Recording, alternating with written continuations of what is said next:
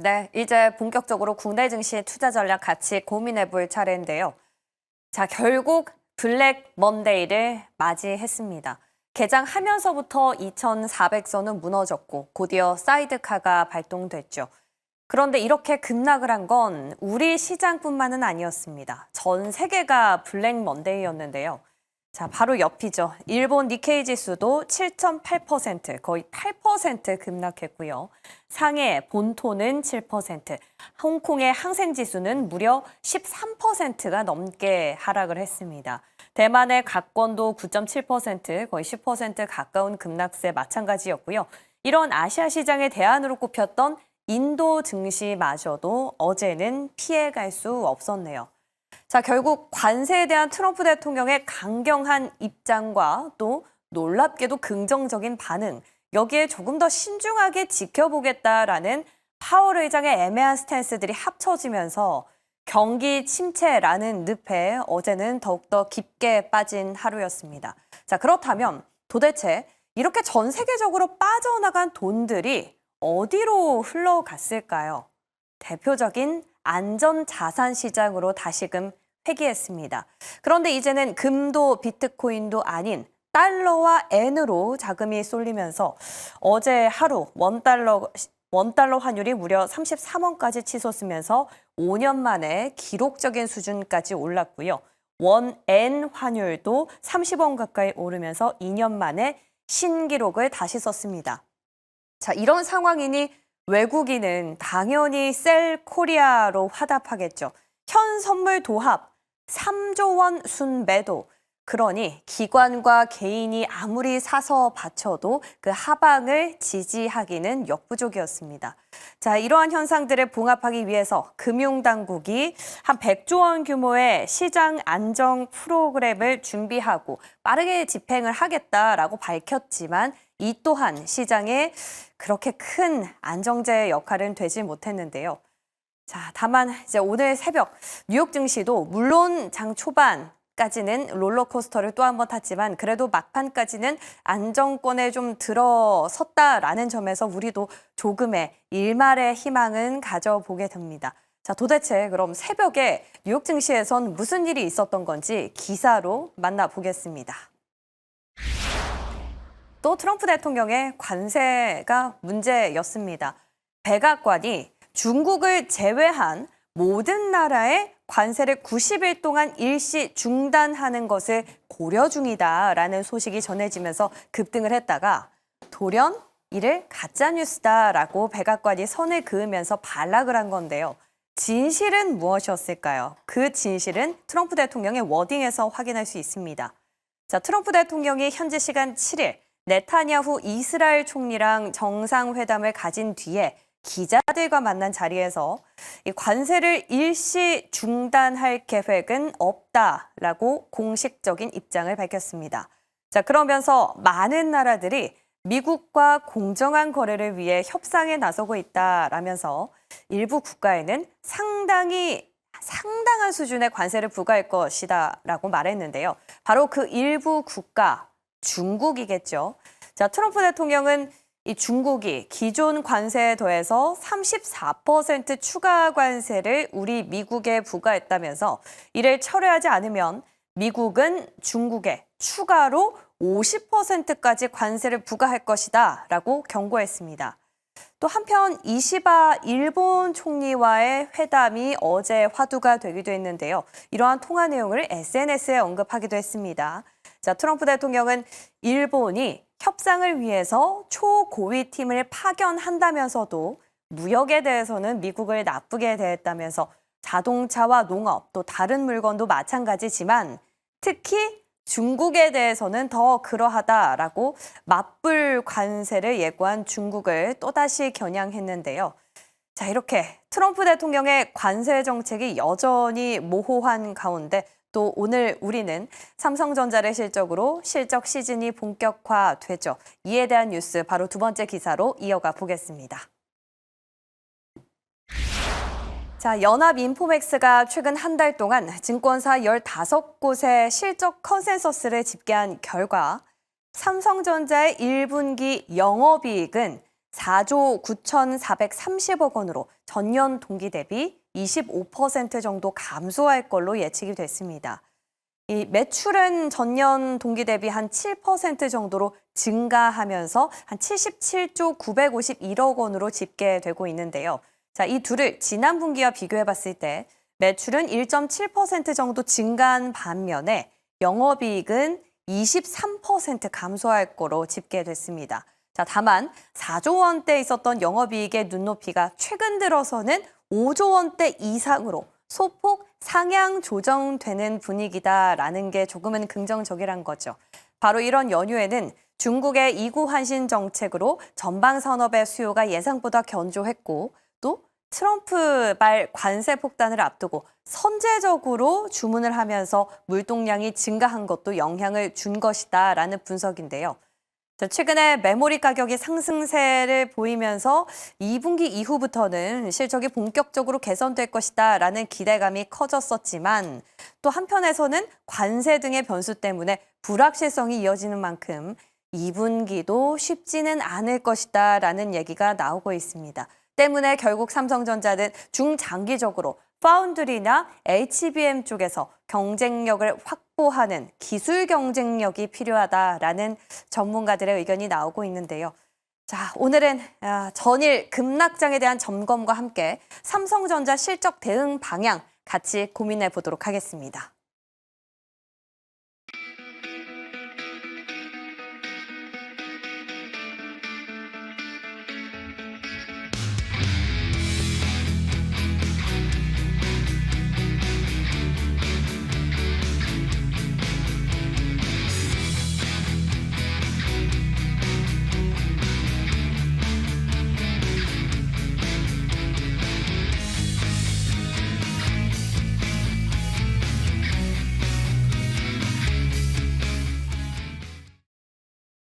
자, 블랙 먼데이를 지나고 화요일이 밝았습니다. 오늘은요, MBN골드 조선일 매니저 위즈웨이브 이권희 대표와 함께하겠습니다. 어서 오십시오. 안녕하십니까? 반갑습니다. 안녕하세요. 와, 어제 시장 어떻게 보셨을지 너무너무 궁금한데요. 일단 오늘 새 아침이 또 밝았기 때문에 오늘 분위기 어떻게 보시는지부터 들어보겠습니다. 오늘 장 키워드 열어주시죠.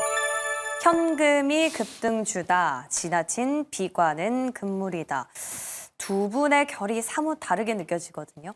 자, 조선일 매니저님, 현금이 급등주다. 현금을 확보할 때다라는 얘기일까요? 벌써 이미 현금을 확보하셨어야 됐고요. 네. 벌써? 저도 이제 네. 이 대표님하고 거의 비슷한 결입니다. 그래요? 네, 이 키포인트만 좀 다른, 언어만 좀 다를 뿐인데, 사실 2월 달부터 공개방송이나 방송을 통해서 여러분들에게 미국 증시에서 빨리 나오라고 말씀을 드렸고, 그래서, 저를 믿고 확실히 차서 매도를 하셨던 분들은 지금 이제 돈을 많이 버시고 있는 겁니다. 그리고, 한 2, 3주 전부터는 현금을 공개방송을 통해서, 유튜브에도 보시면 아시겠지만 현금을 좀 많이 확보하라고 말씀을 드렸는데, 사실, 언제 여러분들 바닥에서 탈출해서 급등 나올 줄은 모릅니다. 그렇기 때문에, 이 대표님 언급도 이제 너무 시장을 긍정적으로 보지 마라라고 하셨는데 현재는 여러분들이 뭐냐면 현금을 갖고 시장을 여유 있게 관망하시는 자세가 중요합니다. 그리고 두 번째는 현금이 있어야 폭락한 후에 급등주가 나올 때 또는 주도주가 나올 때 공략을 할 수 있기 때문에 현금이 꼭 있어야 되고요. 조금 있다가 이제 지금 아니고 좀 있다가 이제 시그널을 말씀을 드릴 건데 원래 바닥을 잡고 올라올 때 기술적인 시그널이 있습니다. 그 시그널이 나올 때까지 기다리십시오. 그 시그널은 조금 이따가 말씀드리도록 하겠습니다. 그 현금은 뉴욕 증시에서 돈을 빼서 확보하고 있어라라는 얘기였네요. 이건희 대표님은 어떻게 보세요? 전 뭐 지나친 비관하지 말라고 말씀드린 거는 항상 뭐 급락을 많이 겪어봤지만 지나고 나면 또 다시 다 올라옵니다. 그러니까 너무 네. 그러니까 지금 이제 뭐 빠지니까 코스피가 그럼 여기서 만약에 1000포인트까지 밀릴 수 있을까요? 금융위기가 아니죠, 지금은. 정책적인 위기이기 때문에 금융이 무너지거나 미국의 은행들, 뭐 투자은행들이 망하거나 이런 이제 2008년도 정도의 위기가 오지 않는다라고 하면 지금은 이제 트럼프발 정책 이슈 때문에 빠졌다라고 생각하시면 될 것 같고요. 지금 뭐 강대강으로 나가고 있죠. 중국과 관련돼서 또 추가 50% 얘기도 나오고 있는데 본인들이 34% 부과해서 여기도 마찬가지로 상호관세라고 하니까 똑같이 한 건데 또 추가로 한다라고 하는 건 그냥 그러면서 또 뭐 화를 내죠. 그럼 깡패지 이게 뭐 사실은 아무것도 아닙니다, 사실. 그러면 그게 무슨 말이냐면 미국이 지금 궁지에 몰렸다라는 거를 본인들이 보여주는 겁니다. 미국이 지금 굉장히 어렵다라는 부분들을 경제 성장률 좋다는데 뭐가 어렵지? 미국 연방 정부는 지금 거의 거덜나고 있는 지금 상황이죠. 이자가 지금 1,000조가 넘는 상황이기 때문에 이런 것들을 빨리 타개하기 위해서 악수를 좀 두고 있는 상황인 것 같고요. 지금 그래서 뭐 트럼프의 지금 민주당 상원 쪽에서는 또 탄핵 얘기도 좀 나오고 있습니다. 네. 그 정도로 지금 여론이 또 악화되고 있고 트럼프 지지율이 드디어 50% 밑으로 내려갔다. 뭐 이런 얘기들이 나오는데 그게 뭐가 중요하냐? 탄핵은 안 되겠죠. 뭐 어렵습니다. 미국은 어려운데 중요한 거는 정치인들은 지지율이 떨어지면 결국에는 성장 그 정책에 대한 모멘텀을 잃을 수 있거든요. 네. 이런 부분들을 그래서 더 지금 마음이 급한 건 시진핑이 아니라 트럼프입니다. 트럼프는 2년짜리고 시진핑은 장기 집권하고 있죠. 예, 그러니까 이런 부분들이 싸움이 되게 재밌는 상황이긴 한데 문제는 이제 그 사이에 껴서 우리 이제 굉장히 좀 어려운 상황인데 그 얘기는 이제 이 말씀을 왜 깔아드렸냐면 결국에는 어느 정도 선에서 미국이 타협할 가능성이 높다라고 보시는 게 맞고요. 관세 정책 우려는 시간 문제이기 때문에 지금 이제 그래서 신용으로 이제 주식 사신 분들은 힘드시겠지만 사실은 현금으로 사신 분들은 좀 빠졌다고 해서 뭐 좀 기다리시면 되죠. 1년 뒤에는 좋아질 수 있고 한 달 뒤에도 좋아질 수 있습니다. 그러니까 이건 어차피 시간 문제다라고 생각하시면 되고 현금이 있으시면 더 좋죠. 이러면 또 하나의 기회가 죠. 위기는 곧 기회이기 때문에 지금 약간 9.11 테러 같은 현상이 벌어진 거거든요. 그러면 이제 급반등이 또 나올 수도 있습니다. 그래서 이런 부분들은 조금 뭐 타이밍은 좀 보셔야 되겠지만 이번 주가 가장 큰 고비이긴 할 텐데 이번 주에는 너무 주식시장에 매몰되지 마시고 조금 열심히 보셔도 안 된다. 어제 투자 고수들 보니까 전화하니까 다 자던데. 예, 안 뭐 보는 게. 오전장 보고 예. 이거 오늘 볼 거 없구나 그러면 그냥 안 보시는 게 더 나을 수도 있다. 정신 건강에 이렇게 말씀드리겠습니다. 그래서 오늘은 어제 미국이 많이 안 빠져서 네. 뭐 나스닥 일부 반등도 했으니까 오늘은 좀 그래도 좀 슬로우하게 움직이지 않겠나, 괜찮게 움직이지 않겠나 생각하고 있습니다. 그러니까 금융 위기급이 아니라 어쩌면 포퓰리즘의 일환이기 때문에 시간이 지나면 다 해결된 문제다라는 얘기를 해주셨어요. 자, 그렇다면 우리가 그 시간에 어디쯤에 와 있는지가 중요할 것 같은데요. 첫 번째 끓는 점 통해서 의견 확인해 보겠습니다. 자, 시장 급락이 언제까지 지속될 것인가? 결국 시간 문제죠. 맞습니다. 우리 투자자분들도 다 아실 거예요. 그러나 지금이 어디쯤 왔는지가 가장 궁금한 포인트가 될 텐데 두 분은 어떻게 생각하시는지 의견 열어볼게요. 보류.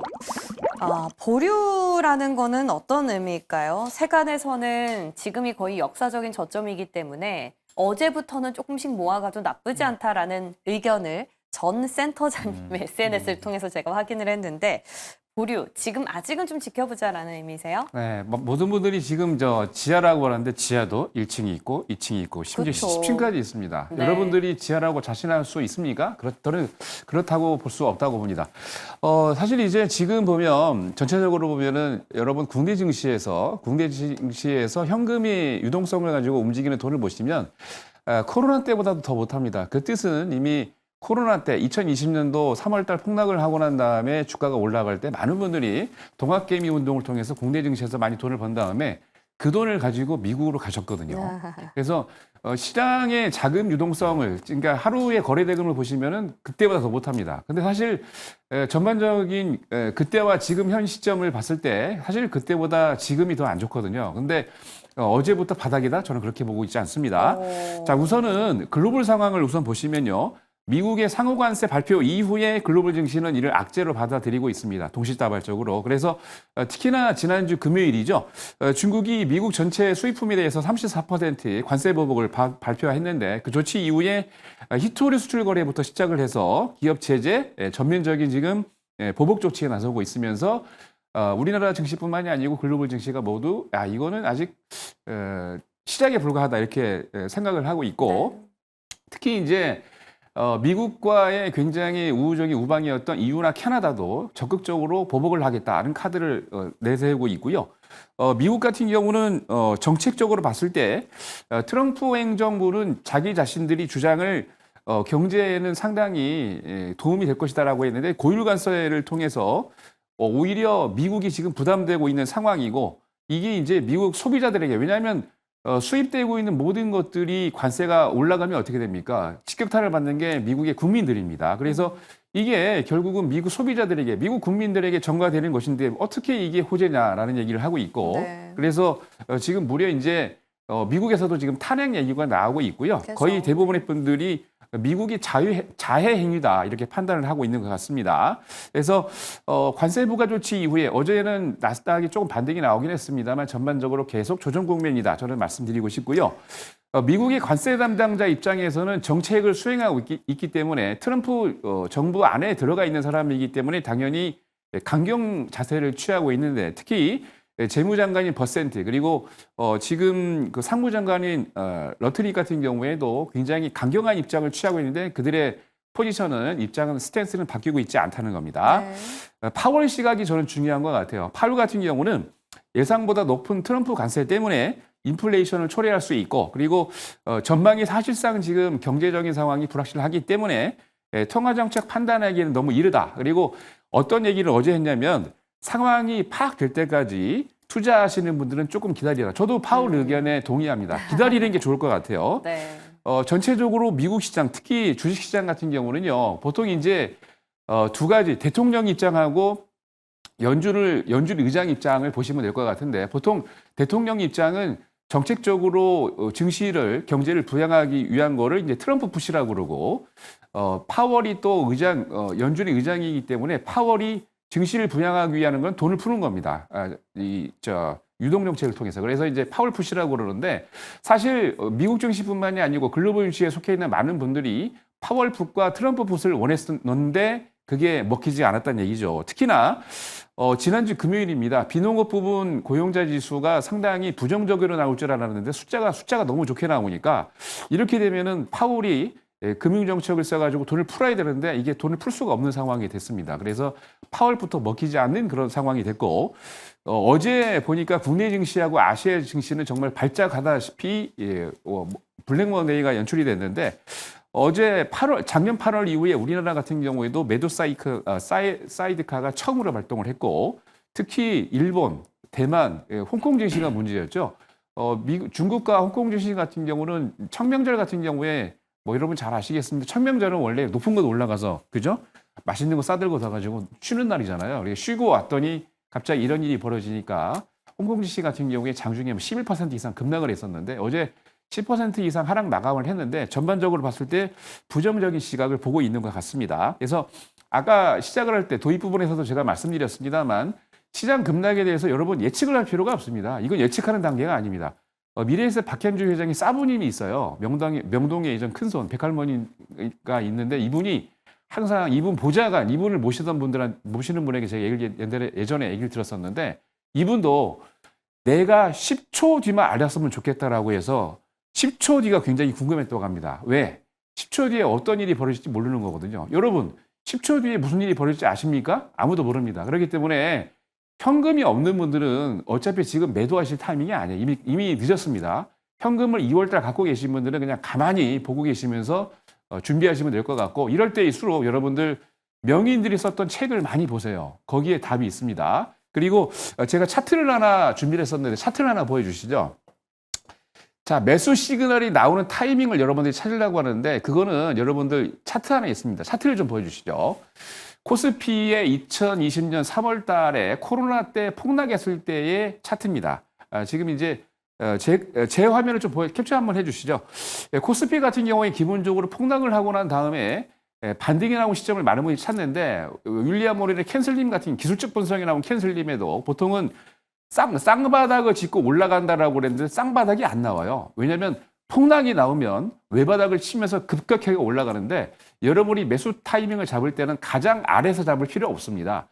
급락을 하고 난 다음에 반등세가 나오는데 그때 잡을 필요가 없고요. 충분히 그러니까 하단 부분을 찍고 올라올 때 보통 조그마한 일봉이 3개에서 5개 이상 나오는데 그때는 뭐냐면 모든 사람들이 다 손절매를 하고 매도를 하고 난 다음에 패닉 상태에 빠져서 반등이 나오는데도 불구하고 매도가 이제 안 나옵니다. 매수도 안 나와요. 왜냐하면 더 떨어질 것 같으니까. 근데 5개 이상이 조그마한 일봉이 나올 때가 매수 포인트입니다. 그때 여러분들 그때부터 지금이 아니에요. 그때부터 충분히 떨어지고 난 다음에 분할 매수하시면 좋을 것 같습니다. 네. 자, 매니저님 여기는 무료 방송이 아니기 때문에 네. 조금만 짧게 해주시면 더욱더 감사할 것 같습니다. 자, 어쨌거나 지금은 조정 국면이기 때문에 조금은 지켜보자라는 입장이셨어요. 이건희 대표님 마찬가지 같은 생각이세요? 지금은 뭔가를 하려고 하시면 오히려 손해 볼 수 있으니까 네. 좀 가만히 있으시는 게 좋을 것 같고요. 네. 연준이라든지 트럼프의 정책이 이제 나와야 되는데 아직 시간은 좀 걸릴 것 같습니다. 그래서 이런 부분들이 시장이 좀 받아들여야 되는 시기라고 보시면 되고 매를 원래 한 대 세게 맞으면 처음엔 아픈데 두 맷집이 좀 생기나요? 번째부터는 맷집이 아니라 좀 통증이 그냥 뭐 없어지죠. 좀 덜 아프죠. 그러니까 이제 이런 것들도 시장이 좀 받아들이는 이제 과정 정도로 생각하시면 되고 미국이 다시 형 노릇하려고 할지 여부를 좀 지켜봐야 될 것 같습니다. 형이 밥도 사고 술도 사고 예 그리고 남이 괴롭히면 도와주고 이게 원래 미국의 그 포지션이었는데 그렇죠. 네. 지금 그거 안 하고 삥 뜯겠다는 것만 하는 거니까 사실은 반발이 나올 수밖에 없죠. 그러니까 이런 부분들은 아마 조만간에 이제 전 세계적으로 뭔가가 이제 대응이 나오지 않겠나. 그 대응 때문에 주가는 한 번 더 밀릴 수도 있습니다. 그러니까 그런 부분들도 유념을 좀 하셔야 될 것 같다. 마찬가지로 대표님도 어제나 오늘까지 판단을 하고 매수에 들어가는 건 조금 성급한 결정일 수 있다라는 의견이신 거죠? 애널리스트가 네. 얘기하는 바닥이라는 건 그냥 숫자상으로 계산한 거고 네. 항상 바닥은 심리가 만들죠. 그죠. 그러니까 심리죠. 그래서 아마 과매도가 한 번 더 나와야 되는 상황이 나올 수도 있으니까. 예. 그리고 어제 급락 나온 이유가 뭘까요? 그러면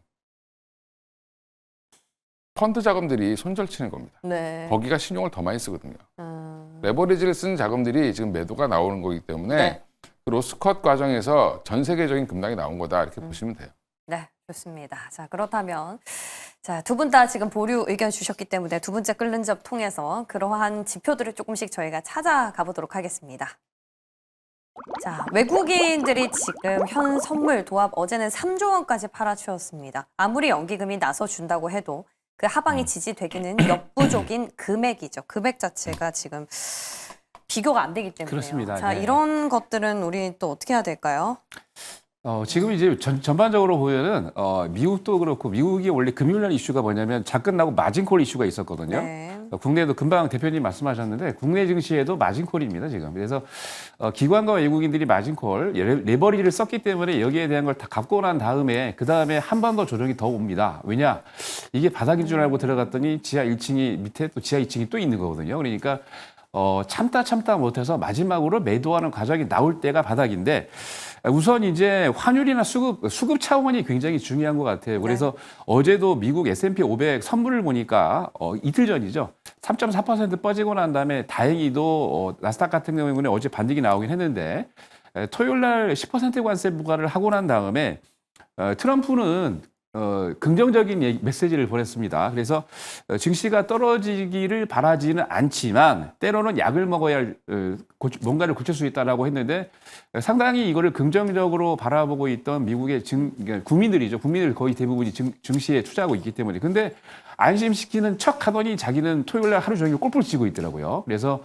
상당히 많은 분들이 배신감을 느끼지 않았나라는 저는 생각을 하고 있고 특히 중국 상해와 홍콩 지수가 좀 문제인데 말씀드린 대로 청명절 이후에 이틀 정도 하루 이틀 정도 쉬었기 때문에 급락이 나오긴 했습니다만 하루 만에 빠지긴 했는데 이게 지금 중국이나 홍콩 같은 경우는 레버리지를 상당히 많이 쓰고 있기 때문에 그리고 이제 중국인들만 투자하지 않고 글로벌 모든 분들이 투자하고 있기 때문에 아직 제가 보기에 마진콜이 정리되지 않은 것 같아요. 그래서 아직 좀 준비를 해야 되는 단계인데 근데 다행히도 중국에서는 지금 시진핑이 주가 쉽게 얘기해서 경기 부양책을 준비를 하고 있기 때문에 긍정적인 면도 없지 않아 있습니다.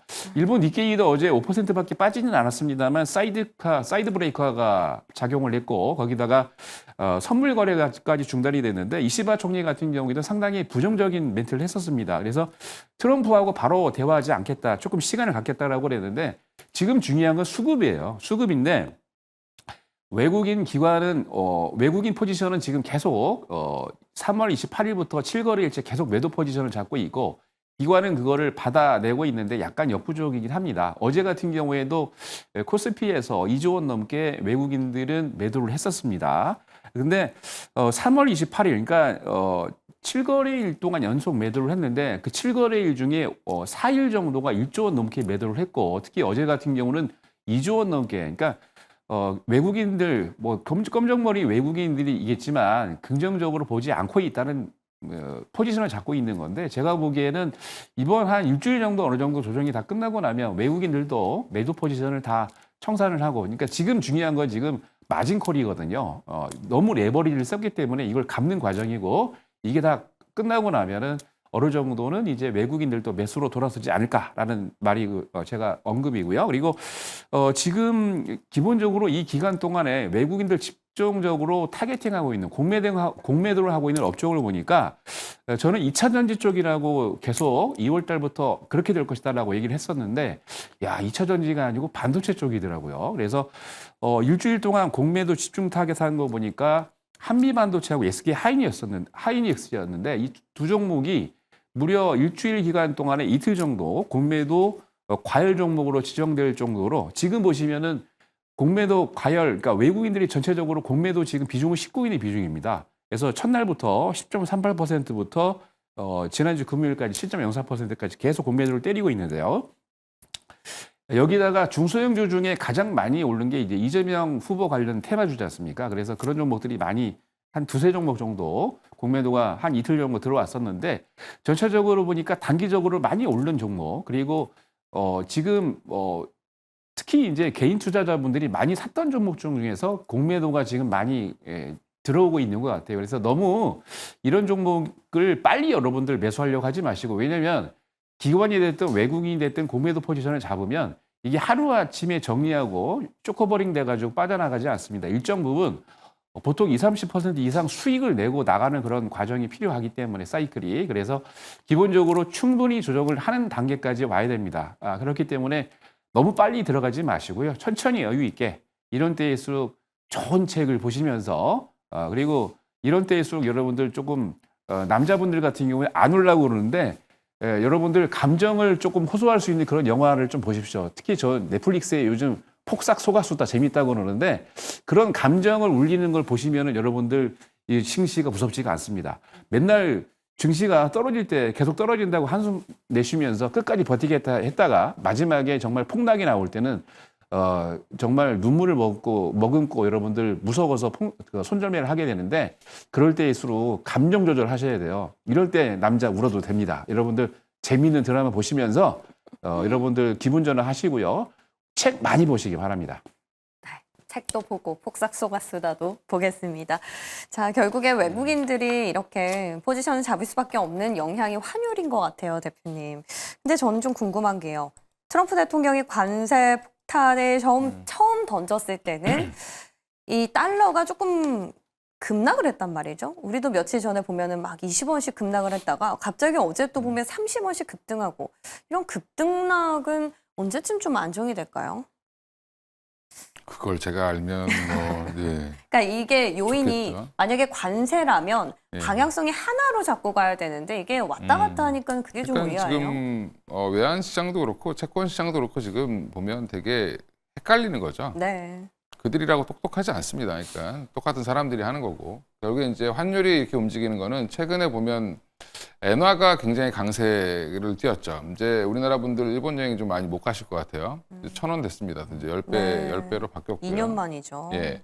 그러면 이제 엔화는 강세, 우리나라는 약세. 거기에 지금 엔화가 강세인 이유는 일본은 금리를 올린다 그러는 거고 미국은 금리를 지금 시장 금리가 떨어지고 있죠. 그러니까 10년물 국채 금리 기준으로 보면 일본은 우상향이고 거기는 우하향입니다. 그 얘기는 그 간격이 줄어들었다라는 거는 엔화가 강세를 띨 수밖에 없다라고 보시면 되고요. 거기에 BOJ가 지금 한 번 더 금리 인상해야 된다라는 얘기를 또 언급을 했습니다. 근데 그런 것들이 좀 반영되고 있는 거고, 그 사이에 우리나라는 정치적 불확실성 때문에 뭐 좀 더 비쌌다라는 부분들이 있었는데 지금 우리는 지금 무역으로 먹고 사는 나라라는 걸 전 세계가 다 알고 있습니다. 근데 이렇게 보호무역주의로 가게 되면 한국의 원화 가치는 더 떨어지지 않을까라는 그런 우려가 일시적으로 뭐 다 반영이 돼 있다고 보시면 되고요.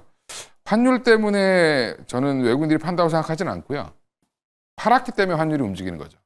지금 거꾸로 보셔야 됩니다. 그래서 외국인들의 지금 손절 물량이라든지 이런 것들이 로스컷이 나오면서 빠졌는데, 저는 바닥을 알고 있습니다. 근데 이따 말씀드릴게요. 언제 말씀해 주시죠? 그러니까 뭐 삼성전자 물어보실 거 아닌가요? 삼성전자 바닥을 알면 네. 뭐 시장 바닥을 알 수 있는 아하, 거죠. 예. 지수의 또 인덱스랑. 그렇습니다. 예, 예. 좋습니다. 자, 지금 환율도 방향성을 잡지 못하고 우리 빠져나간 증시에서 빠져나간 자금들도 어디로 갈지 지금 잘 모르는 서로가 지금 모두가 애매한 상황입니다. 그 가운데서 하나 우리가 유일하게 지표를 잡고 갈 수 있는 게 바로 실적이지 않을까라는 생각이 드는데요. 그 대망의 첫 타자 삼성전자 실적이 오늘 공개됩니다. 자, 이런 얘기를 저희가 세 번째로 풀어가 보고 싶은데요. 자, 이건희 대표님, 네. 삼성전자 지금 외국인 바닥 말씀하셨으니까 그 얘기부터 이어서 들어볼까요? 성격이 좀 급하신. 네. 빨리 알아야죠. 네, 1분기 영업이익 뭐 이런 거 지금 다 아까 브리핑 하셔서 5조를 넘을 거냐 말 거냐 이제 이게 관건이긴 한데 네. 한 5조 1,000억 정도 나올 걸로 보고 있고요. 매출액도 한 77조 이상 나올 걸로 보는데 그건 중요하지 않습니다. 그냥 1분기 별로 안 좋을 거다. 그죠. 예, 근데 2분기부터는 좋아질 거다라는 기대를 갖고 있고요.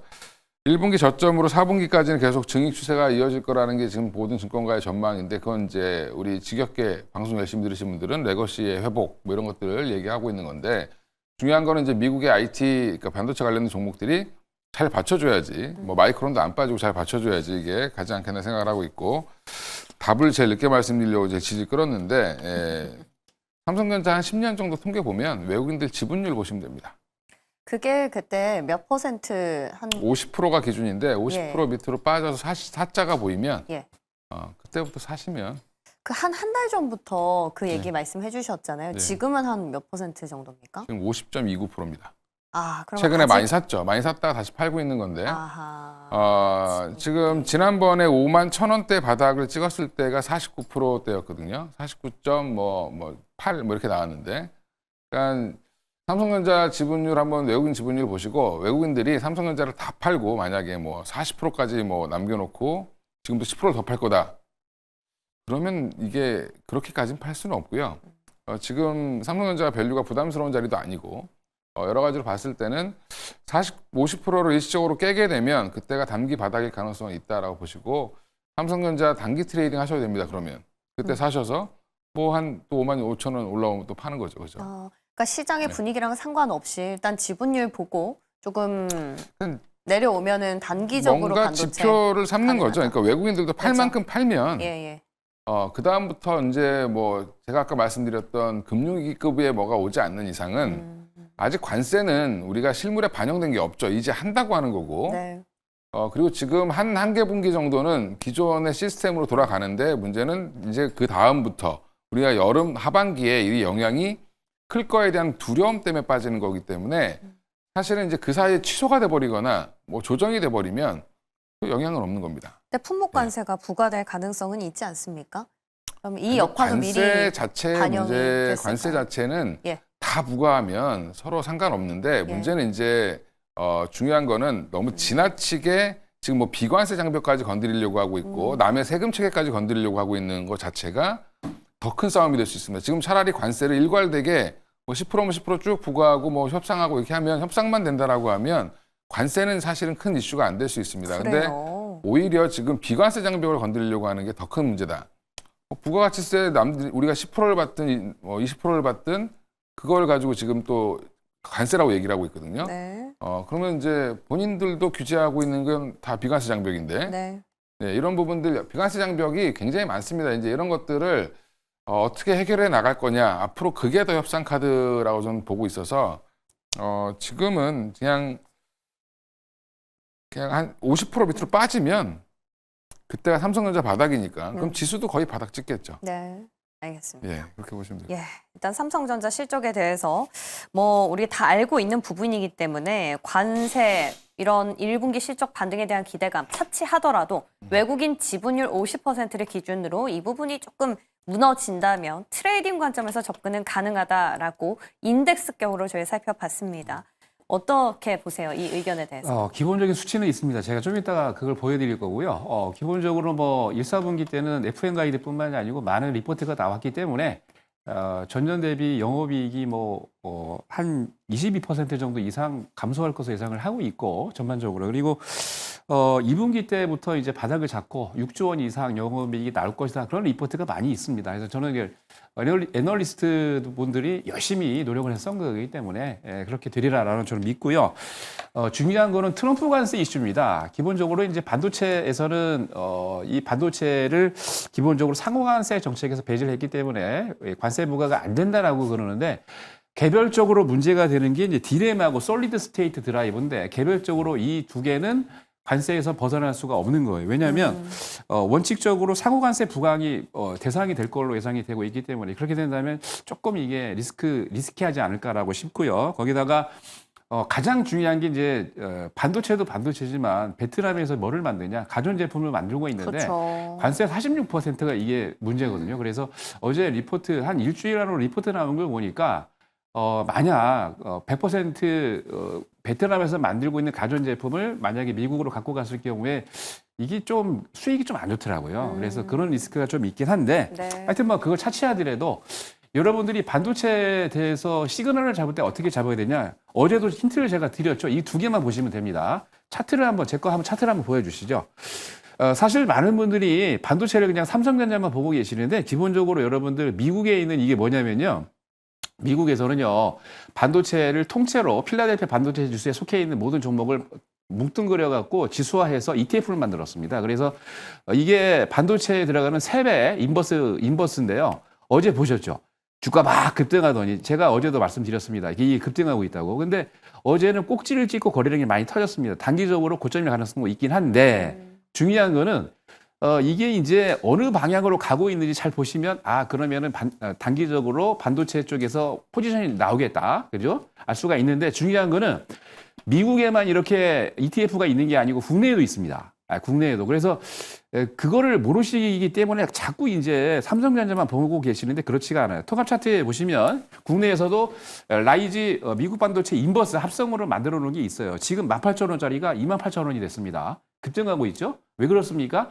이게 꺾이지 않는 이상 반도체 섹터가 올라갈 수가 없는 거예요. 그러니까 어제도 제가 힌트를 3배짜리 말씀을 드렸고 인버스, 오늘 또 국내에도 상장되어 있는 인버스 ETF가 있기 때문에 이 두 개를 모니터링 하시면서 바닥이 어디라고 여러분들이 예상치 하지 마시고 이게 시그널입니다, 시그널. 이걸 보시면서 이제 여기 얘가 꺾이는가 그러면 반등이 나오는 거고 아직도 안 꺾였어? 그러면은 조금 더 조정 오겠네. 이렇게 보시면 되겠습니다. 네. 일단 어디까지나 또 기술적인 부분이기 때문에 나오는 이슈랑 같이 잘 맞물려서 움직이는지는 트래킹이 필요해 보입니다. 자, 저희 마치기 전에요. 한미 반도체에 대한 궁금증이 좀 있어요. 하나비전 첫 공급 계약 나왔을 때 저희가 한번 여쭤봤었죠. 근데 그때만 해도 의견 변경이 없었는데 공매도 그 비중 대차 잔고 비중도 좀 높고 아무래도 최근에 엔비디아가 급락을 하다 보니 HBM 대장격인 한미 반도체가 타격을 피해갈 수가 없었는데요. 한미 반도체 갖고 계신 분들이 많이 계시더라고요. 어떻게 해볼까요? 의견. 버텨야죠. 뭐 실적이 부러져서 빠지는 게 아니라 지금은 그러니까 투자자들의 심리가 이제 경쟁자 생겼어. 그리고 또 하나가 지금 AI 산업 반도체 자체가 지금 다시 한번 또 버블론 얘기가 나오고 있죠. 마이크로소프트가 이제 투자처를 몇 개 처리한다라고 하면서 그러니까요. 이런 부분들이 전반적으로 영향을 미치고 있는 상황에서 지금 한미 반도체 그동안 올랐던 부분들을 거의 절반 이상 토해냈습니다. 고점 대비해서. 그러면 절반이 더 되죠. 거의 한 3분의 1 토막 났죠. 고점 대비해서. 그럼 저는 거의 빠질 만큼 다 빠졌다. 이게 이제 판단해 보시면 2024년도에 있었던 가격까지 내려왔습니다. 그러면 23년도까지 가격까지 내려왔는데 3년도 하반기가 내려왔는데 23년도에 한미 반도체와 지금의 한미 반도체는 회사 자체가 달라졌거든요. 그때는 HBM이 없었죠. 그 TC 본더가. 있었나요? 그때도 있었죠. 그때 이제 스타트 한다고 그래서 거의 2만 원부터 이제 올라오기 시작한 건데 지금 정도 가격은 회사가 완전히 지금 바뀌어 있는데 이렇게 빠지면 아직은 이제 기관 투자자나 외국인 투자자들 입장에서는 조금 더 보수적으로 보는 거지만 이제 지나고 나서 보면 살아남아 있는 반도체 장비주가 뭐가 있을까라고 생각해 보면 결국에는 한미 반도체가 영업이익률도 뭐 좀 떨어진다 이런 것 때문에 지금 이렇게 받고 있는데 최근에 마이크론에 판매된 것들은 대부분 영업이익률이 마진율이 50%가 넘습니다.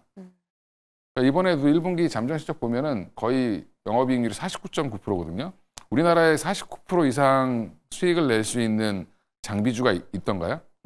없습니다. 근데 이런 것들을 지금 어떻게 보면 이제 흐름으로 지금 뭉개고 있는 건데 네. 이런 수급이 어느 정도 안정화되면 급반등 나올 가능성도 높다라고 보고 있습니다. 그러니까 꼭 SK 하이닉스에만 장비를 납품하는 게 아니라 마이크론이 있기 때문에 이만큼 그렇습니다. 마진을 낼 수 있어서 아직까지 팩트를 봤을 때 충분히 괜찮다. 기다림의 구간이다. 그리고 라고. 하이닉스가 지금 하나 예. 세미텍에서 사는 물량은 예. 진짜 우리 흔히 얘기하자면 적지만- 어렸을 때 얘기하는 거 코딱지만큼 산다 이 정도입니다 그냥. 조금씩 늘려가고 있잖아요.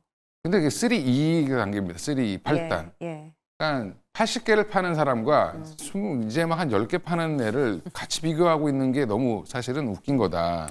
또 네. 가격에 대한 것도 줄어들 수 있으니까 그런 그러니까 부분들. 저는 예. 조금 그런 우려가 지금 네. 너무 심하게 반영됐다. 아. 한미반도체 관계자도 아닌데 뭐 이렇게 얘기하는 것도 그렇지만 예.